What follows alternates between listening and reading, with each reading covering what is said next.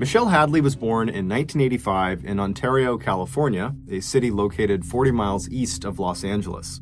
Her parents, who owned a small manufacturing business in town, never had a ton of money, but they always had enough to make ends meet. Growing up, Michelle's parents taught her and her younger sister to always put their all into whatever it was they were involved in, whether it was academics, athletics, or relationships. They also taught their daughters to always take their Christianity very seriously. By the time Michelle was in high school, she had made her parents very proud, becoming one of the top students in her class, and also becoming a very talented cross-country runner. But despite these early successes, Michelle never bragged about them. Not because she was trying to stay humble necessarily, but because that was just her personality. She was a very private person who did not seek the spotlight. After high school, Michelle attended Dickinson College in Pennsylvania on a scholarship, and then after graduation, when Michelle was just 22 years old, she married her high school sweetheart. However, that relationship would not last. When they divorced just 4 years later, Michelle was upset about it, but she was confident that she was going to be okay. She was still very young, she had the full support of her family, and she had a good job that allowed her to be self-sufficient. All she needed to do was to be patient and wait for the right partner to come along. And in 2013, roughly a year after her divorce, it seemed like the right partner had. In August of that year, Michelle connected with a U.S. Marshal named Ian Diaz on a dating website. The U.S. Marshal Service is the federal government's primary agency for fugitive investigations. Shortly after Michelle and Ian connected online, they met in person for the first time over a cup of coffee. At 35, Ian was 9 years older than Michelle. He was tall and fit. Michelle was slender with dark hair and deep brown eyes. They both had great smiles, and right away they hit it off. That first cup of coffee was quickly followed by text messages, phone calls, and arrangements to meet again. On just their second date, Ian blurted out, "I love you," to Michelle. This definitely caught Michelle by surprise, but she was thrilled. As a child, she sometimes fantasized about being a princess and having her Prince Charming come along and whisk her away. And suddenly it seemed like that actually was happening. Over the next several months, the pair would continue to see each other on a near daily basis, and then in the spring of 2014, they moved in together, and then in December of 2014, Ian took Michelle on a trip to New York City where he asked for her hand in marriage, and she would say yes. Michelle was on cloud nine. Ian really was her Prince Charming. Once they were engaged, Michelle threw herself into planning their perfect future together as Mr. and Mrs. Diaz. However, cracks began to appear in their relationship.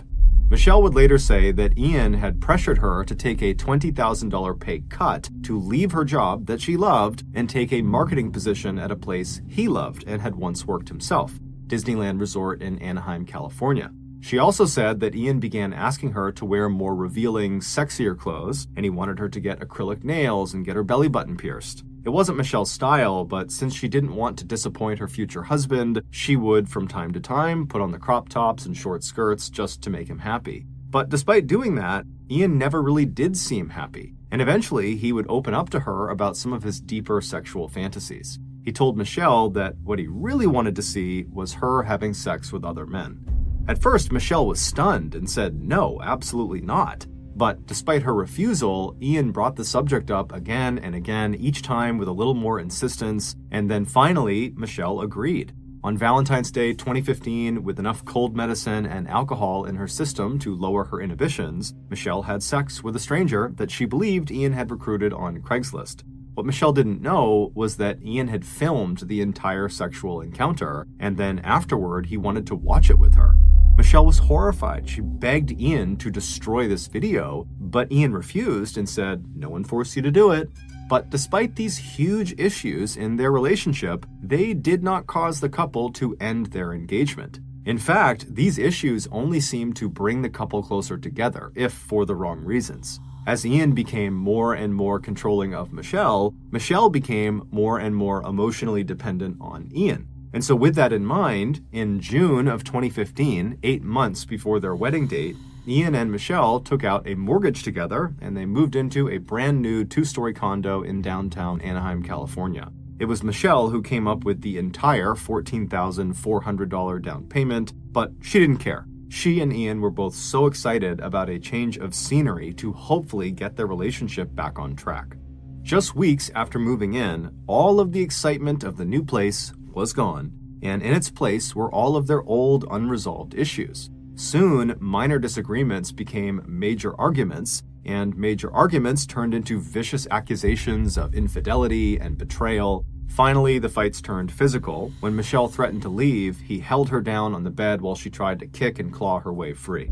Families on both sides of the warring couple had the same advice. You are not good for each other. You need to end it. So at the end of August, just 2 months after Ian and Michelle had purchased the condo together, Ian took back the engagement ring he had given Michelle, and Michelle packed up her Volkswagen Jetta and drove off to stay with her parents. But as much as Michelle and Ian now wanted out of their relationship, as long as they owned that condo together, they could not entirely sever ties. Michelle wanted Ian to sell the condo so she could get reimbursed for the down payment she had made, but Ian liked the condo and had no intention of moving out. This put them at a sort of standstill and kind of forced them to continue interacting despite being broken up. And surprisingly, through their somewhat regular exchanges over this property, they learned how to be cordial again. Ian would text Michelle first about the property, and then he would follow up and ask how she was doing, and Michelle would do the same thing to Ian. Even though this did not get them anywhere closer to solving their condo issue, it seemed like they were at least at a point where they could treat each other with respect. However, this would not last. On September 10th, so 1 month after Michelle had moved out and when the condo issue was still completely unresolved, Ian received a very strange and upsetting message from Michelle. In between friendly, cordial text messages, Michelle sent him a long, bizarre, rambly email that could only be described as biblical in her condemnation of the man she once wanted to marry. She wrote, "Your sins are many, including defiling me and my family with your wicked and evil sexual acts, your financial coercion and irresponsibility, your gluttony, your greed, your lust, your sloth, your wrath, your envy, and most of all, your pride." She finished it with, "You may try to hide behind the law of man, but it is a weak shield that will bend and crack against the sword of God. I will bring the full force of the law and the word of God against you to judge you." Ian knew that Michelle and her family were religious, and he knew from their relationship that Michelle was prone to emotional outbursts. But even by her standards, this email revealed a vengefulness that he had not seen before. Ian was so shaken up by it that the very next day, on September 11th, Ian filed a restraining order against Michelle. After reading the email and speaking with Ian, the judge did not grant the restraining order against Michelle. However, Ian's request had now brought Michelle to the notice of the Anaheim police.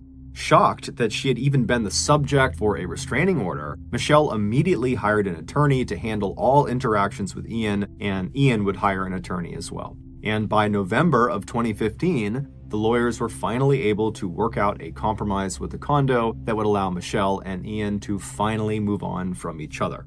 The deal stated that Michelle would not get back her $14,400 down payment. Instead, she would continue to pay half the mortgage for 6 months. But after that, Ian would either assume full responsibility for the mortgage, or he would have to agree to sell the condo and split the profits with Michelle. Even though neither side was fully happy with this arrangement, they both were just exhausted from all the fighting and were ready to just accept it and move on. And so they both signed the agreement, and then the 6-month timer began. Ian stayed in the condo, and Michelle, who was living with her parents, decided to get her own small apartment and go back to school to get her master's in business. In January 2016, just a month or so after the condo settlement was finalized, Ian Diaz met another young woman through a dating site. Her name was Angela Connell. She was roughly the same age as Michelle, and she was looking for a serious relationship. When she and Ian finally met in person, they both liked what they saw. During their first date, Ian was honest with Angela and told her that he had just recently gotten out of an engagement that had ended very badly, but he was still certain he wanted to get married and raise a family, which was very reassuring to Angela. Only 1 month later, Ian and Angela would get married, and Angela would move into Ian's condo, the same condo he had bought with Michelle. In May, just 4 months after meeting Ian and 2 months away from the deadline for Ian to assume paying the full mortgage on the condo or sell the property, Angela surprised her husband with a sonogram and announced that she was pregnant with twins. The couple was beyond excited. They sent copies of the sonogram of the twins to family and friends, and Angela wasted no time prepping their home for the twins' arrival. Everything had moved quickly, but the couple was very excited at the prospect of starting a family together.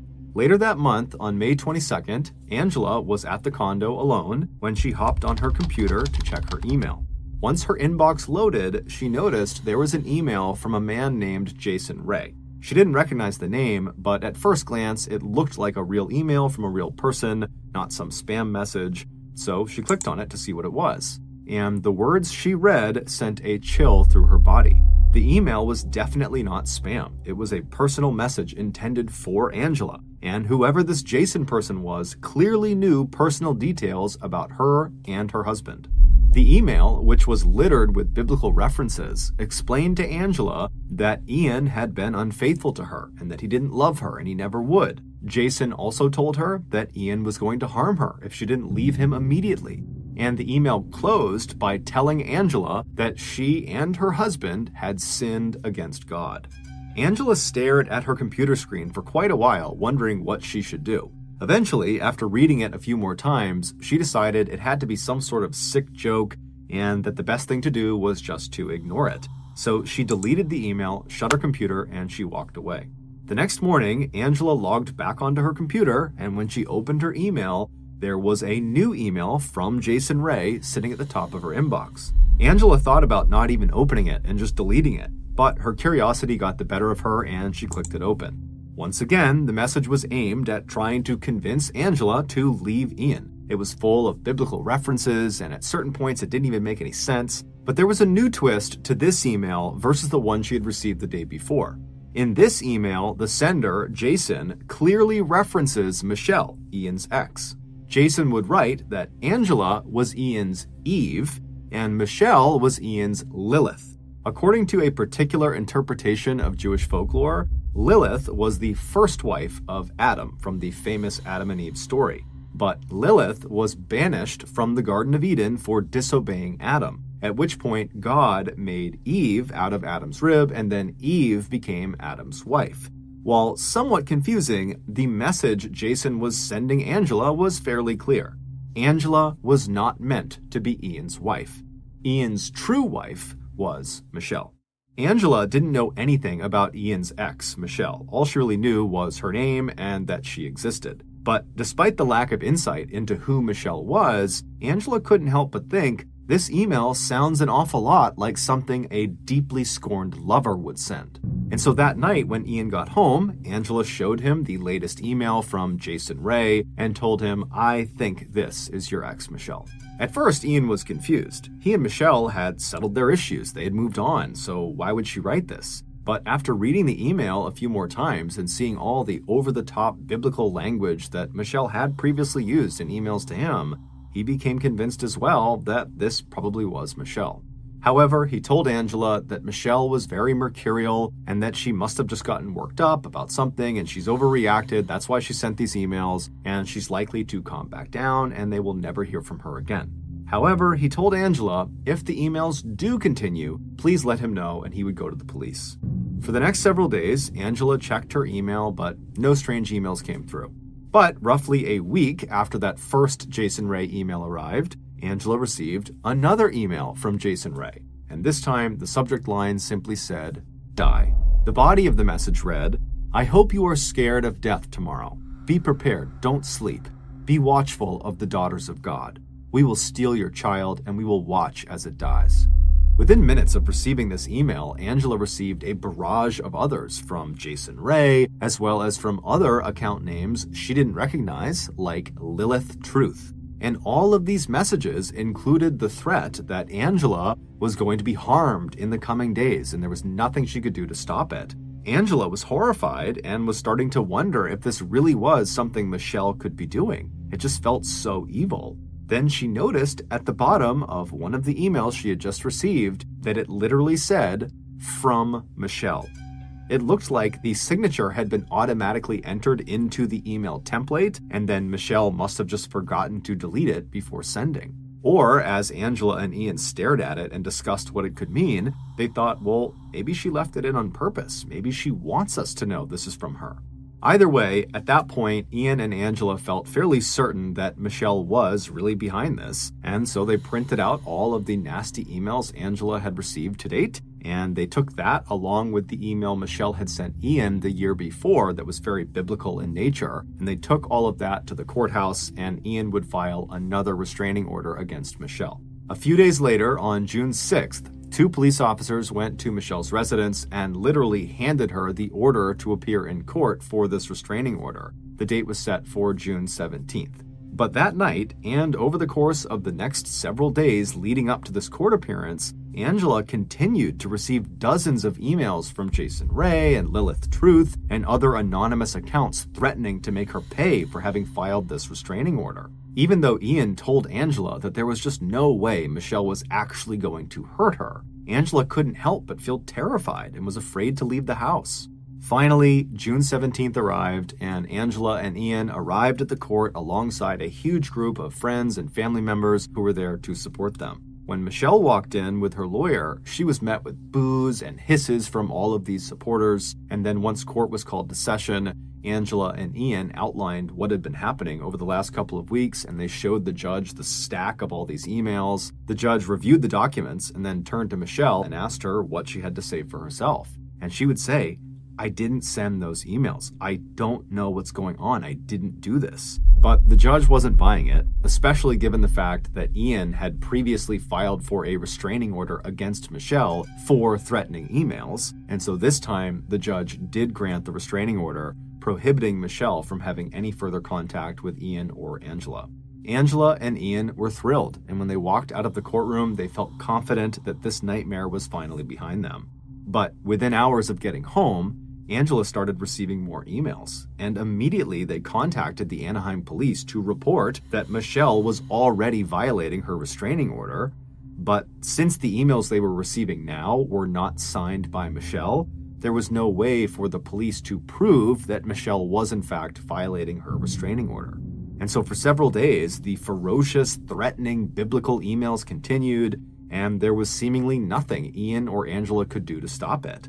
Then, as if it wasn't stressful enough, Angela received an email from an account she had not seen before, inquiring about her rape fantasy request on Craigslist.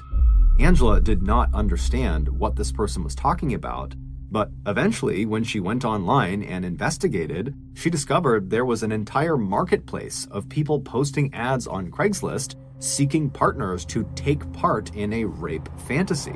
And someone had clearly been pretending to be Angela and was going into these places on Craigslist and responding to all of these ads saying that she, Angela, was interested. And then she would leave them her address and what she looked like and what her daily habits were like. And according to some of these men that were reaching out now to Angela, apparently whoever was doing this was indicating that Angela didn't just want to be a part of some basic rape fantasy. She wanted to be attacked out in public, and she was encouraging these men to follow her and stalk her and then attack her and rape her. And even if she tried to say stop, don't. Angela knew Michelle had to be behind this, but again, there was just no evidence tying these rape fantasy responses to Michelle because she wasn't signing her name to them. And so despite how absolutely horrifying it was to learn this was going on, there was nothing the police could do to stop it. For Angela, this was a nightmare. The stress and the fear of this situation was just so much that she basically just hid in her condo all day long.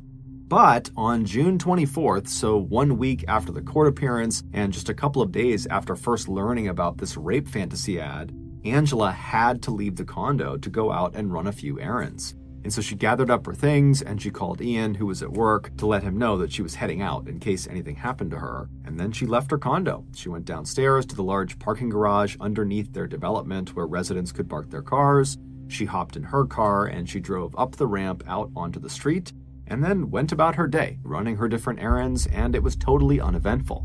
At some point when she was done, she made her way back to the condo complex. She went down the ramp into the underground parking garage. She found her way back to her assigned parking spot. She parked. She got out of her vehicle. She shut the door and she began walking from her car to the door on the far side of the garage that would lead to the stairwell back up to her actual condo. But when she got maybe 30 feet away from this door, she heard movement coming from behind her. She turned around and she saw there was this man who she didn't recognize who was walking very quickly toward her, and because she was already completely on edge, given all these threats she's been receiving, threats of bodily harm, threats of rape, she immediately screamed and started running towards this door that would take her to the stairwell. But before she could open the door and get inside, this man had lunged and grabbed her around the neck, and he was trying to pull her to the ground, and he was trying to pull her clothes off. And Angela began punching and kicking and screaming and biting, doing anything she could. And eventually she was able to fight this person off of her, and he quickly turned and ran away. And then Angela quickly picked up her stuff. She ran into the door, ran upstairs, got into her condo, and as soon as her door had shut and locked behind her, she picked up her phone and she dialed 911. And she was so hysterical that when she talked to the dispatcher, they couldn't understand what was happening, but eventually she was able to tell them what had happened and to please come out here and help her. And then a little while later, when the police showed up, they found Angela still totally hysterical in her condo. Her shirt had been ripped in half and she had red spots all around her neck from where this guy had grabbed her. But overall, she was okay. The police would search the building, but there was no sign of her attacker. However, Angela would tell police that she was fairly confident she understood what had just happened.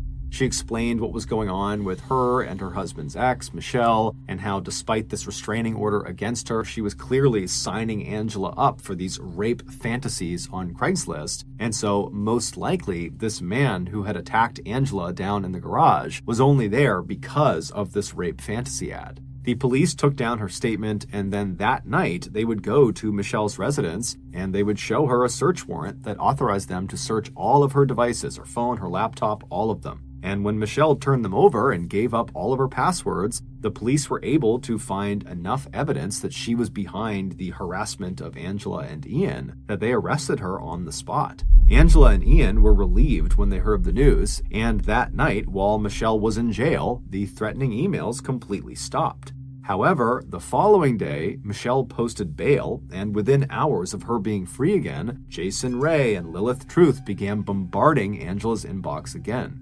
Angela was so distraught, she went to the doctor for a checkup, worried that her stress would negatively affect her pregnancy. And to her horror, the doctor would tell her that she had actually lost the twins. She had miscarried. And if that wasn't horrible enough, the doctor also discovered that her cervical cancer, which had been in remission, was now back.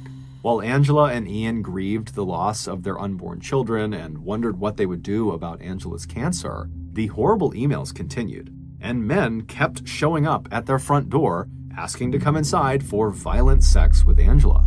Finally, on July 13th, so roughly 2 weeks since Angela was attacked in the parking garage, Angela looked out of her window and she saw there was this young man kind of lurking on the side of their condo complex, and he appeared to be hiding. Worried this guy was going to ambush her as soon as she walked outside, she called the police. The police showed up and they spoke to the young man, who would confirm he was there because he was responding to a rape fantasy ad. He said the woman inside, Angela, had told him to come here and have his way with her. After this incident, Ian was completely fed up and he demanded the police do something about this. You need to go arrest Michelle and keep her behind bars. And sure enough, the next day, Michelle was arrested again. But this time, her bail was set for $1 million. Making it impossible for her to make bond.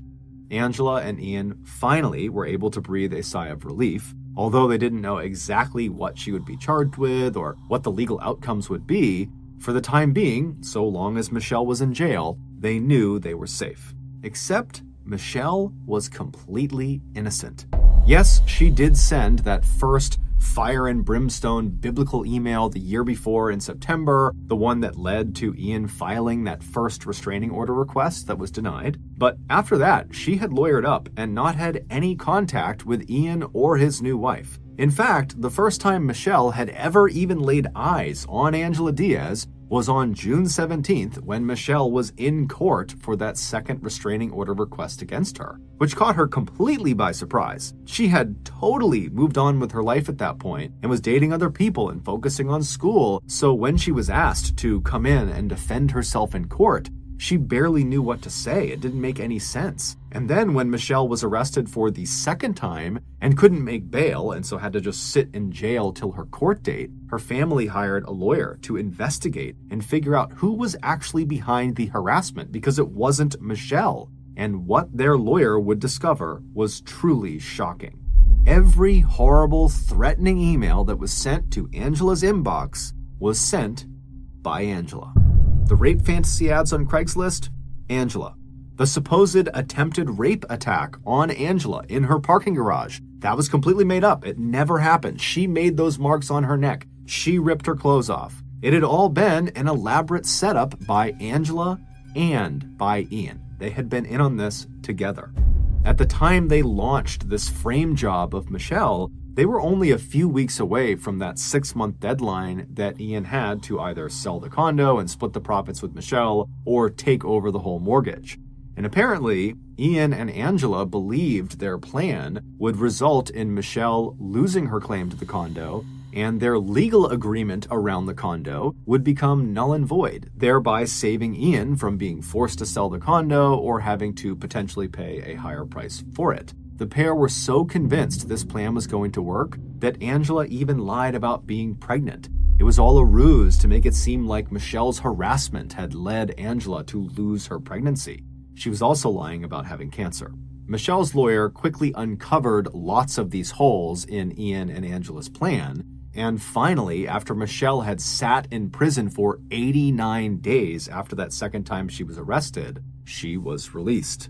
On Tuesday, October 17th, 2017, Angela Diaz pleaded guilty to 10 felony and 22 misdemeanor charges, including kidnapping, false imprisonment, and falsely reporting a crime to a peace officer.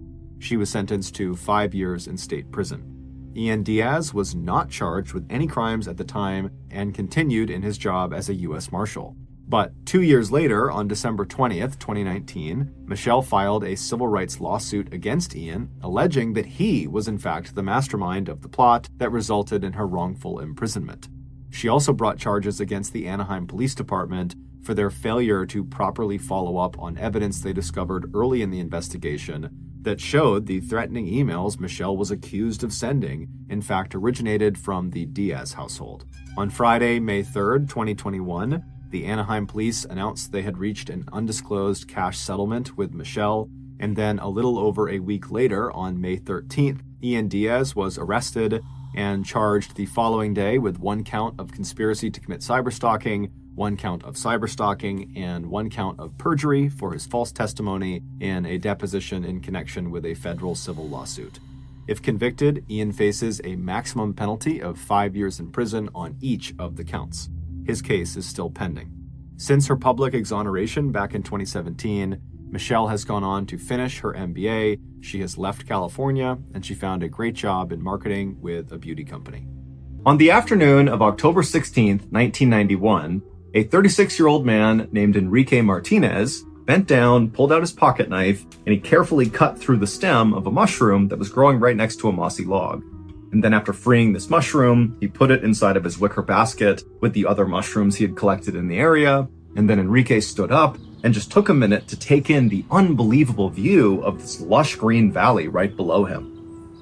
Enrique was out mushroom hunting along with his wife Anna and their 2 friends, Jorge and Sofia, who were dating. And where they were mushroom hunting was near this old abandoned town called La Musara, which is located up in the mountains of northeastern Spain. It had been Jorge's idea to come to this area and explore. Jorge had heard all these crazy stories about La Musara, about how it was haunted, and there was all this creepy folklore surrounding this town. As for Enrique, he didn't really care about the lore surrounding this town. Frankly, the town was not that interesting to him. What was interesting was the opportunity to come out here and collect mushrooms. That was something he really liked to do.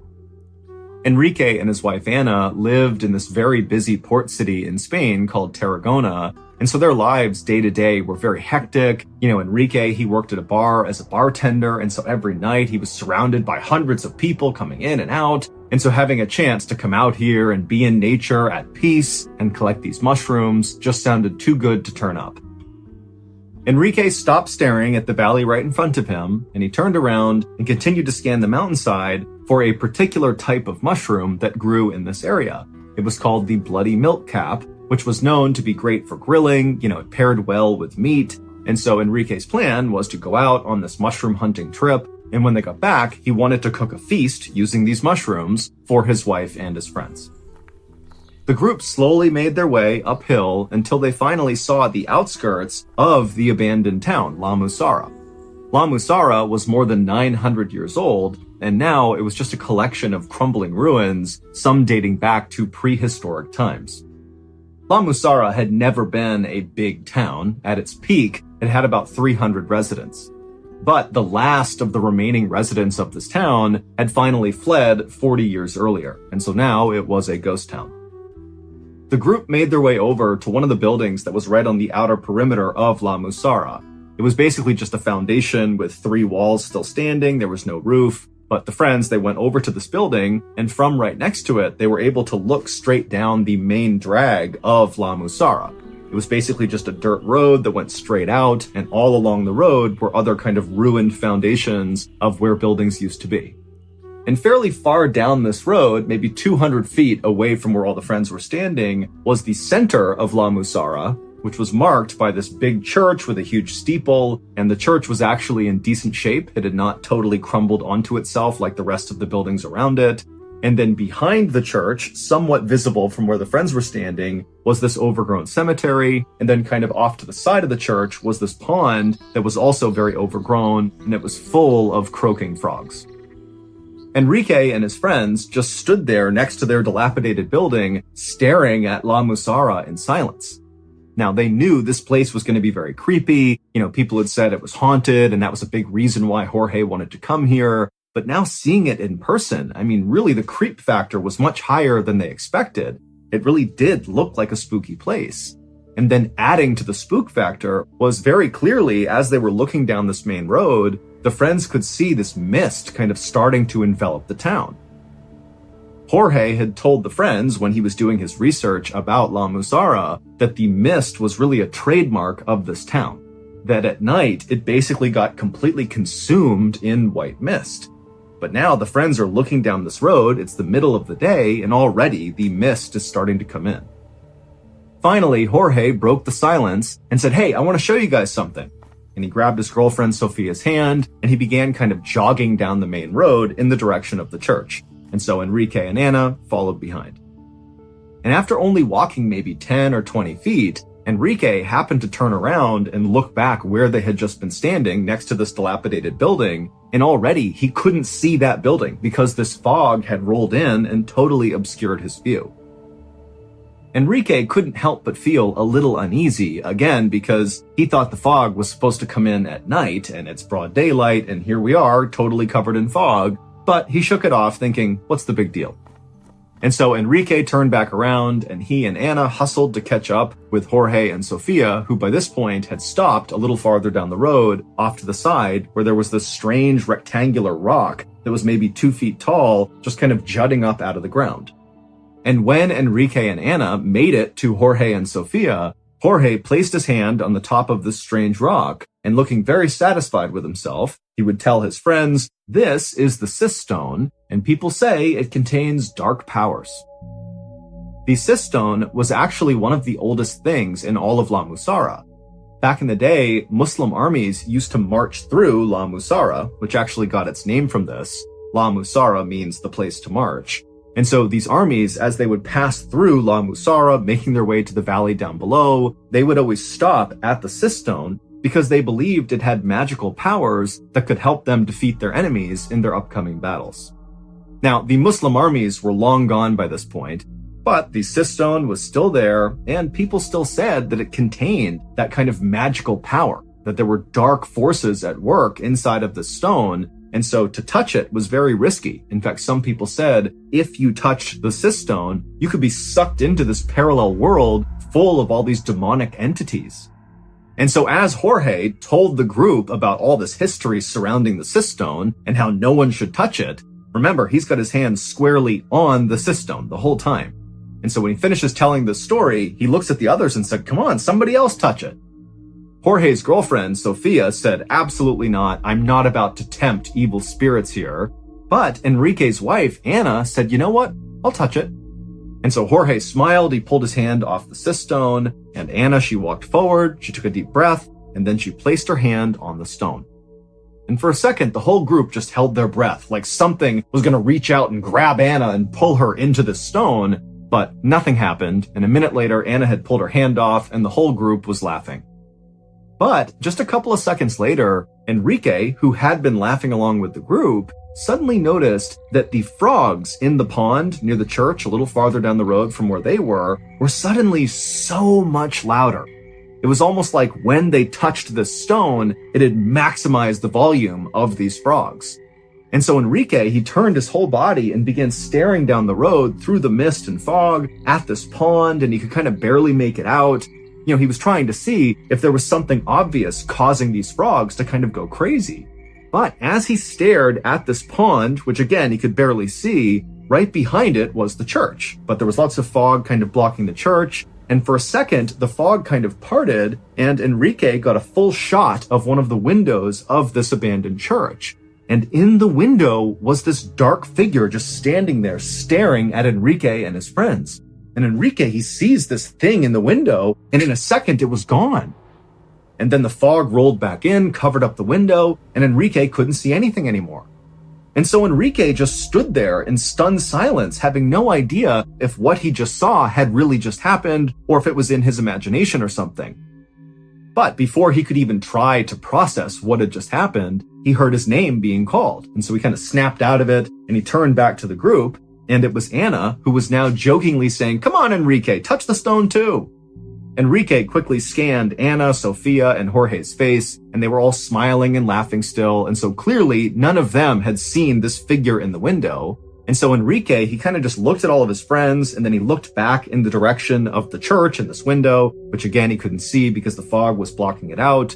And so Enrique just tells himself, okay, there's no way that I just saw some dark figure moving around this abandoned church. That must have been my imagination. I'm totally fine. And so he turned back to his friends, and he could tell they were not going to let it go until he touched the stone. And so he said, fine, and he walked up and he touched the stone. And immediately, as soon as his hand made contact with that stone, everything seemed to change. The air around Enrique got cooler, and the stone itself started to warm up. And as this happened, Enrique, whose hand was still on the stone, began to think, wow, I could do this for hours. I could just stay here and leave my hand on the stone. This is amazing. But then somewhere buried deep in his mind, Enrique began telling himself, get away from the stone. Take your hand away. Get away right now. And so finally, Enrique did yank his hand away, and right away, all those feelings he was having as he touched the stone disappeared. The air went back to normal. He did not feel compelled to touch the stone, and he just kind of was left thinking, what just happened?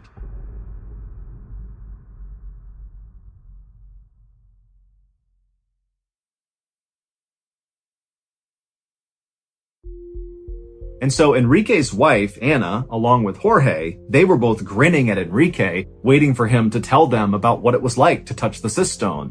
But behind them, Sofia, Jorge's girlfriend, she was not happy. She was the only one who had not touched the cyst stone. And so she spoke up and said, guys, let's get away from the cyst stone. I don't want to continue to tempt evil spirits, okay? Let's just go.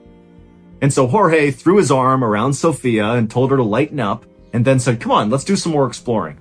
And so Jorge took Sofia's hand, and he continued walking down the main road in the direction of the church, and Enrique's wife, Anna, she quickly followed right after them, kind of running to keep up, like she was a kid who was excited about what they were doing. But Enrique, he just stayed put for an extra second, because even though he had told himself that, whatever he saw in the window was nothing, he could not help the fact that as soon as he touched that cyst stone, he felt different. There was something off about the stone, and really there seemed to be something off about this whole village, which by this point was now completely enveloped in fog. They were totally covered. Now, Enrique at this point did just want to leave La Musara. He didn't want to be there anymore. The place was totally creeping him out, but he didn't want to be a party pooper, and so he turned and continued walking down the main road after his friends and his wife. And after he walked a little ways, the fog parted enough that he could see the pond full of these very loud croaking frogs, as well as the church and that window where he had seen or supposedly seen this dark figure, but the window was empty. And Enrique was relieved to see that his friends clearly had not stopped at the church. They had not tried to go in. They had gone behind the church into the cemetery. Enrique did not want to go inside of the church because even though, again, he had told himself that, that figure wasn't real, it wasn't really in the window, Still, there was a part of him that wanted to stay far away from this building. But after Enrique walked past the pond and began side-skirting the church to get to the cemetery, he just stopped and turned and actually faced the window, kind of like involuntarily. He was looking at the window where this dark figure had been. And again, it's empty, there's nothing there. But Enrique felt like something was pulling him towards this window. And so without saying anything to his friends, who aren't really paying attention to Enrique, they're kind of just walking around the cemetery, Enrique walked right up to this window. He's right in front of it. He's looking inside, and now he can see into the actual church. And it's totally ruined inside, but he can see where the pews used to be on the ground, and he could also see where the pulpit used to be, where the priest would give mass. And as Enrique stood there staring into the church, he kept leaning closer and closer and closer into the church until finally he felt like he really wanted to move away and get away from the church, but it was like he couldn't. He just kept getting pulled into this opening. And then as this was happening, the sound of the frogs got louder and louder until Enrique felt like he was totally consumed by these frogs. Meanwhile, just around the corner of the church and back in the cemetery, Anna, Jorge, and Sofia were kind of laughing and walking around the cemetery, reading the different headstones, when at some point, Anna, Enrique's wife, just happened to look up when she realized Enrique was not there with them. And so Anna, she walked over to the gate of the cemetery and she looked up along the side of the church, and there was Enrique kind of leaning forward into this window looking into the church. And so Anna, she yelled out to him a couple of times, but Enrique did not even notice her or acknowledge her. He just continued leaning forward, looking in this window. And finally, Anna got right up next to Enrique and she actually shook his shoulder. And when she did that, Enrique kind of snapped out of it and turned and looked at her, but didn't say anything. He just had this totally confused look on his face. And Anna, she looks up at her husband and she's like, "Come on, come into the cemetery. That's where everyone is. Come on." And then Anna turned and skipped towards the cemetery. And once Anna was back in the cemetery, she just got right back to walking around and looking at all the different headstones. And at some point, as she was looking at one particular headstone, she took a few steps back to get a better look at it, and she accidentally bumped into another headstone, a big cross that had a line drawn across it, and it fell to the ground and it broke. Jorge and Sofia heard the sound of the stone breaking in half, and they turned and looked at Anna, and they kind of quickly understood what had happened. And Jorge, he just started laughing at her, and he said, "Oh boy, now you've upset the evil spirits in this town. You better put that back together." Now, Anna was trying to make light of this, but she was totally panicking and did not like the fact that she had just desecrated a gravesite in a potentially haunted town. And so she began picking up the headstone and trying to put the stone back on top, but it was no use. It was totally broken. And so as Anna continued to fumble with this headstone, and as Jorge continued to laugh and harass her about all the evil spirits that were going to attack her because of what she did, Jorge's girlfriend, Sofia, who was right next to him, she started getting on edge, and she said, "Hey, Jorge, is it true that this place is haunted? I mean, really, is this actually a haunted town? I mean, what's the deal?" And Jorge, at this point, he stops laughing at Anna, and he turns to Sofia, and he goes, "Yeah, I think this place really is haunted." And then he would tell them the story of how La Musara came to be known as a haunted town.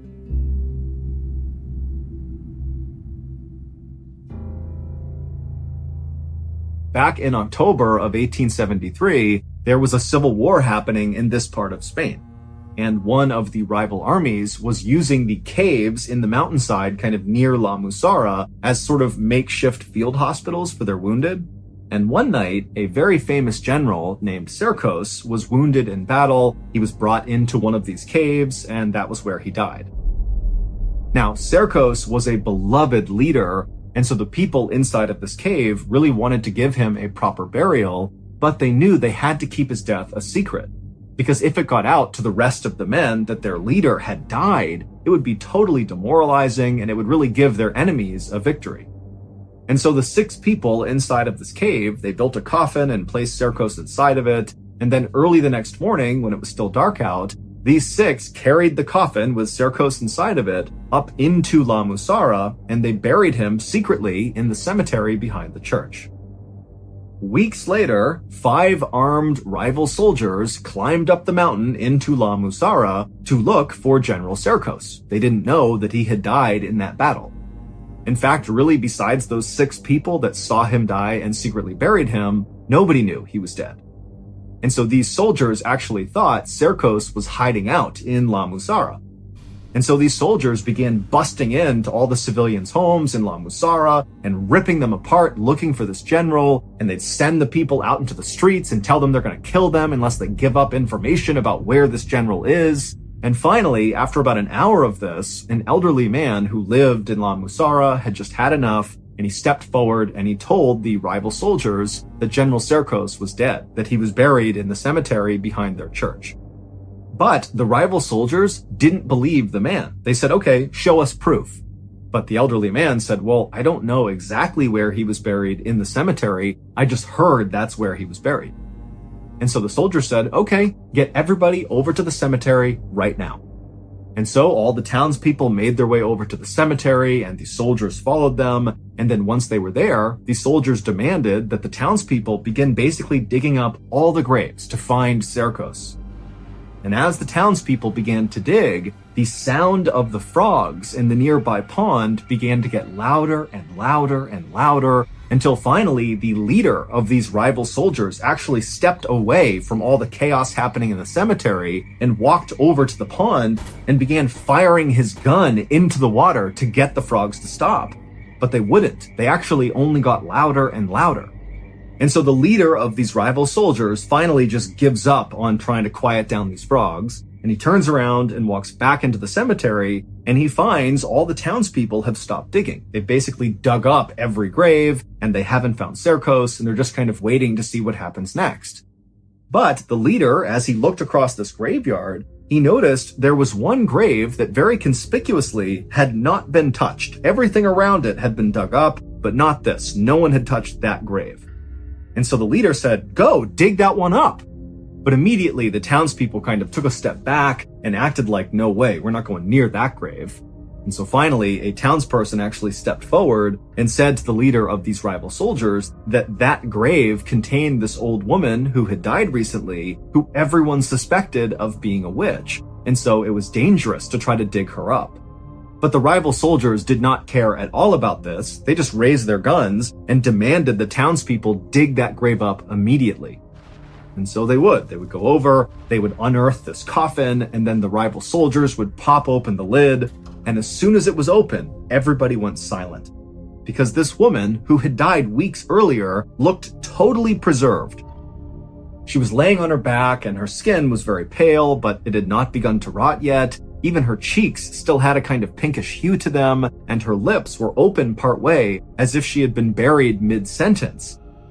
But what really had startled the group into silence was this woman's eyes were wide open when they opened up this coffin. It looked like she was looking directly at all of them.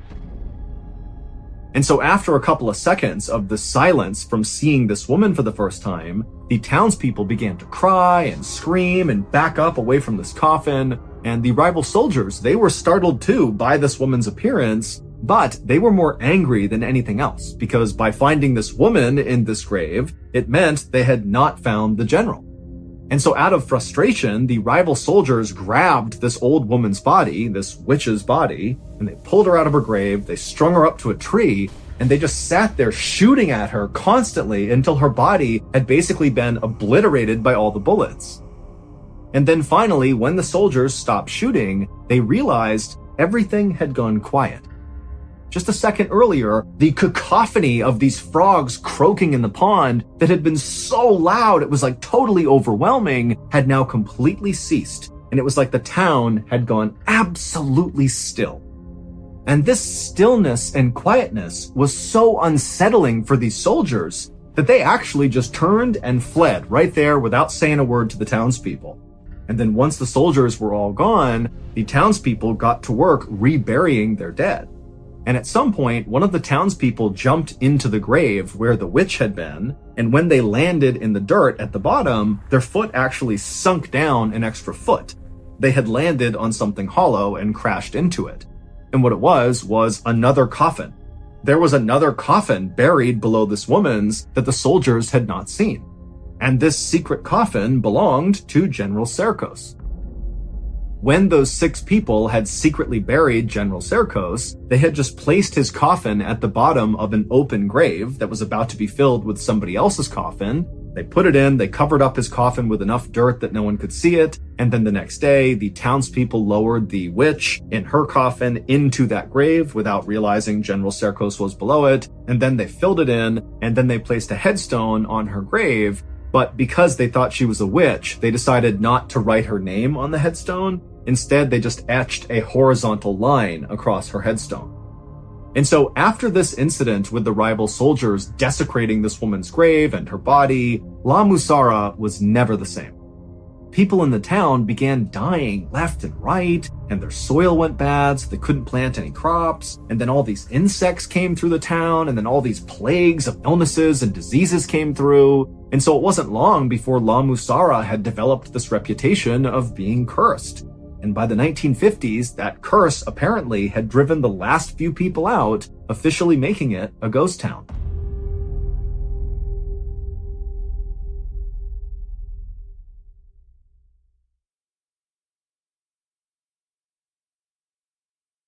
After Jorge wrapped up the story, Anna was just horrified looking straight down at the ground, because it would turn out the gravestone that she had accidentally knocked over and broken, well, it had a horizontal line etched across the middle of it.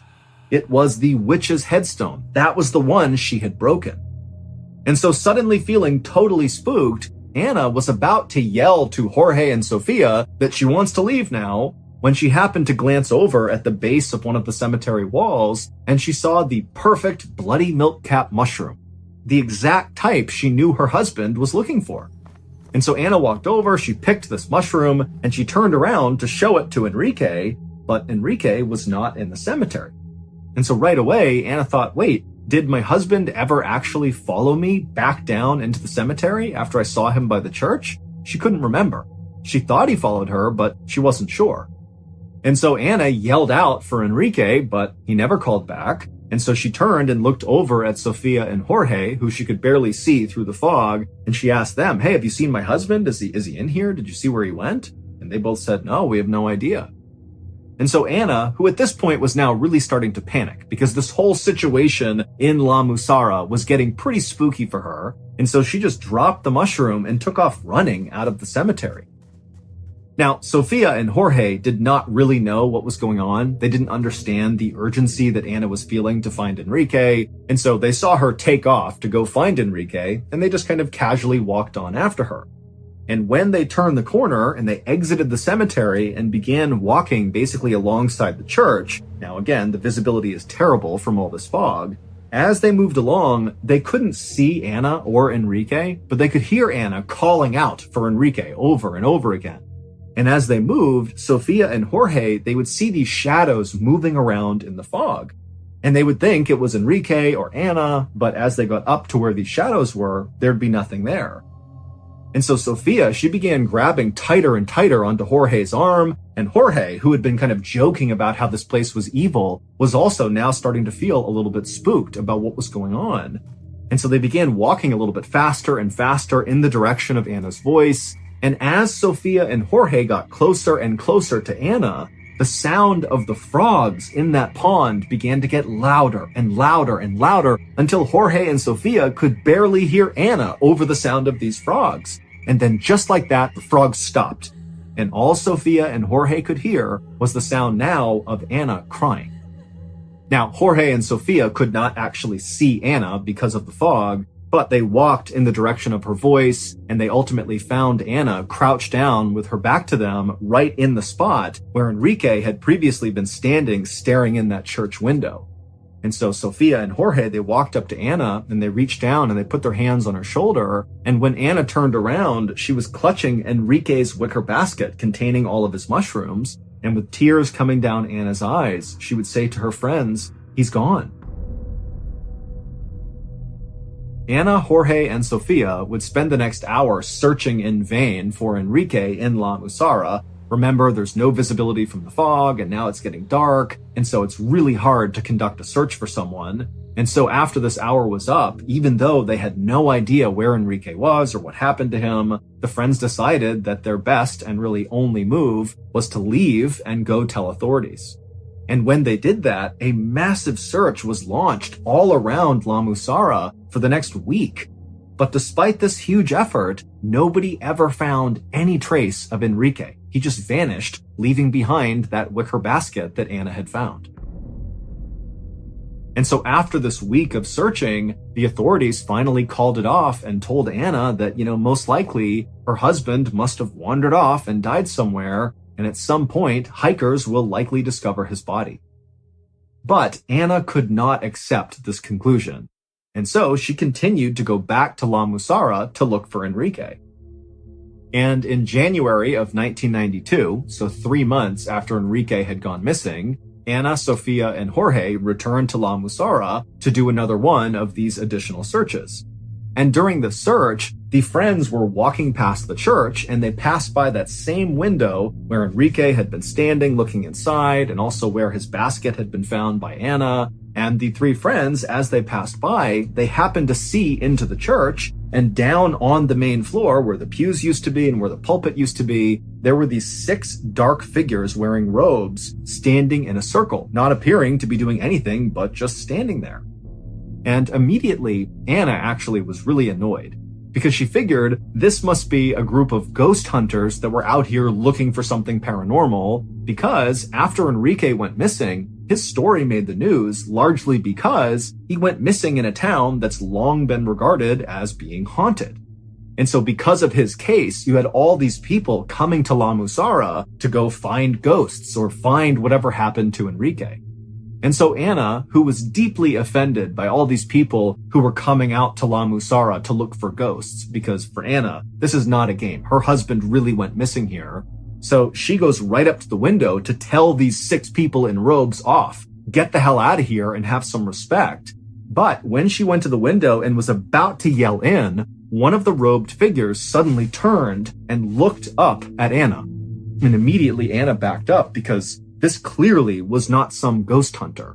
Because the hooded figure had no face. It was just a dark hole looking back up at Anna. But even though there were no eyes, Anna could tell this thing, this entity, was staring right at her. But before Anna, Sofia, or Jorge could react to what they were seeing inside of this church, from behind them, they suddenly heard this unbelievably loud galloping sound, like all these horses were charging towards them. And at the same time, the sound of the frogs in the nearby pond began to get louder and louder and louder. And so Anna, Sofia, and Jorge turned around to see what was going on, kind of expecting to see, a cavalry approaching or something. But there was nothing. All they saw was the fog on the road. And so the 3 friends turned back around to look back into the church. And now these 6 hooded figures were gone. And so suddenly thinking that these figures had left the church and they were coming to get them, the 3 friends did not wait any longer. They turned and just sprinted out of La Musara. Enrique was never found. His wife, his friends, the authorities, they still have no idea what happened to him.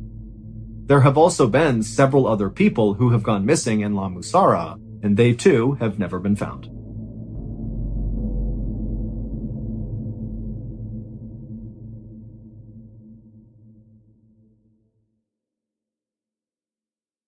A quick note about our stories. They are all based on true events, but we sometimes use pseudonyms to protect the people involved, and some details are fictionalized for dramatic purposes.